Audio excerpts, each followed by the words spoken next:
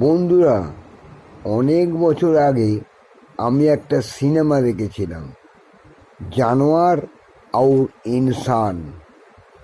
সেই বইটার ঘটনা আমার আজকে খুব মনে পড়ছে। সত্যি কথা বলছি, এখনই আমার ইচ্ছা করছে জানোয়ার আর ইনসান যদি আবার আসে আমি আবার দেখব। সেখানে তফাৎ বুঝিয়ে দিয়েছে যে সমাজের মানুষ জানোয়ারের চেয়েও অধম, আর জঙ্গলের জানোয়ার অনেক মানুষের চেয়ে ভালো। কিভাবে জানো? তোমরা একটুখানি চিন্তা ভাবনা করো বন্ধু। জানোয়ার আর ইনসান, কত মারাত্মক প্রতিবেদন তোমাদের বলছি শোনো।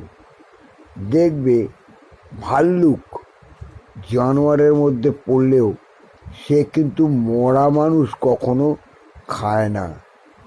সিংহ, সে কিন্তু সবসময় তাজা শিকার করে খায়, মরা মানুষের ধারে কাছে আসে না, সে শিকার করে খেতেই অভ্যস্ত। বাঘ, সেও কিন্তু শিকার করে খায়, সে কিন্তু দুর্বল মরা মানুষের ধারে কাছে যায় না।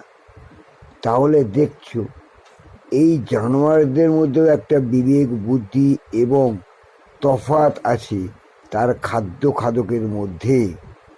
সেও বিচার করে চলে যে কোনটা খেলে আমি ভালো থাকবো আর কোনটা না খেলে আমি অসুস্থ হয়ে যাব।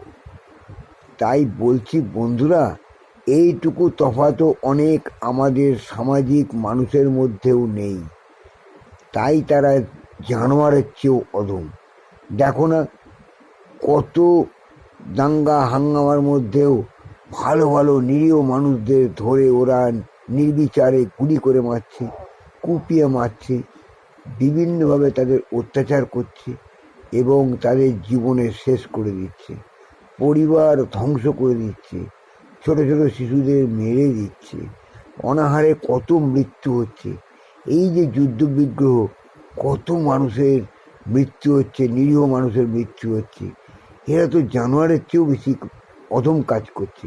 তাই বলি বন্ধু, তোমরা যত আমার ভিডিও দেখবে, আমার ইউটিউব প্রোফাইলটাকে যত সাবস্ক্রাইব করবে, তোমাদের উন্নতি অপরিহার্য, ইনকাম অপরিহার্য।